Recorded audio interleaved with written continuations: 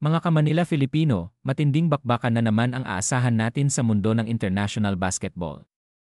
Matapos ang makasaysayang panalo ng Strong Group Pilipinas kontra Chinese Taipei noong nakaraang taon sa overtime finals ng William Jones Cup, heto't muling nagbabalik ang ating pambato sa edisyon ngayong 2025 para depensahan ang kanilang titulo.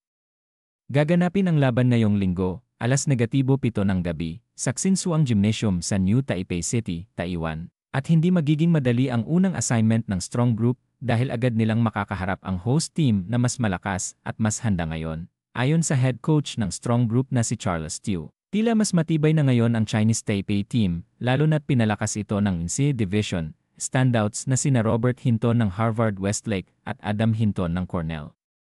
Kasama pa nila ang bagong import na si Juve Alasan, isang 6'7" forward na siguradong magdadala ng sakit ng ulo sa ating frontline.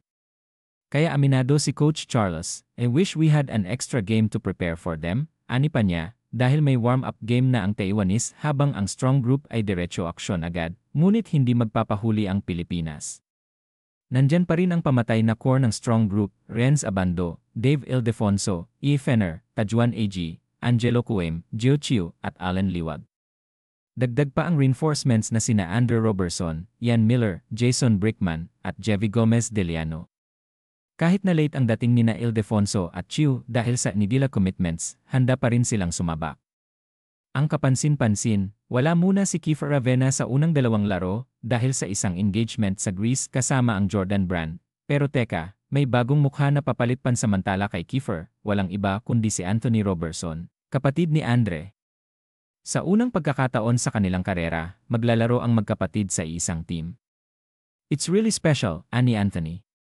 Galing sa NCAA League, dala niya ang excitement at hangaring makatulong agad sa team. Pagkatapos ng opener laban sa Chinese Taipei at laban kontra Japan kinabukasan, sunod-sunod na ang magiging schedule ng Pilipinas, Qatar sa Martes, Australia Ndile isa select sa Miyerkules, Chinese Taipei team sa Huwebes, Malaysia sa Biyernes, Bahrain sa Sabado, at Lili sa Linggo, isang buong linggo ng matitinding laban. Pero isang linggo rin ang posibleng bagong tagumpay para sa Pilipinas.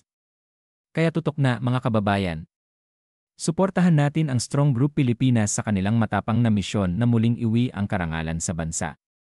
At para sa lahat ng updates sa basketball at showbiz, dito lang sa Manila Filipino, ang boses ng bawat Pilipinong fan.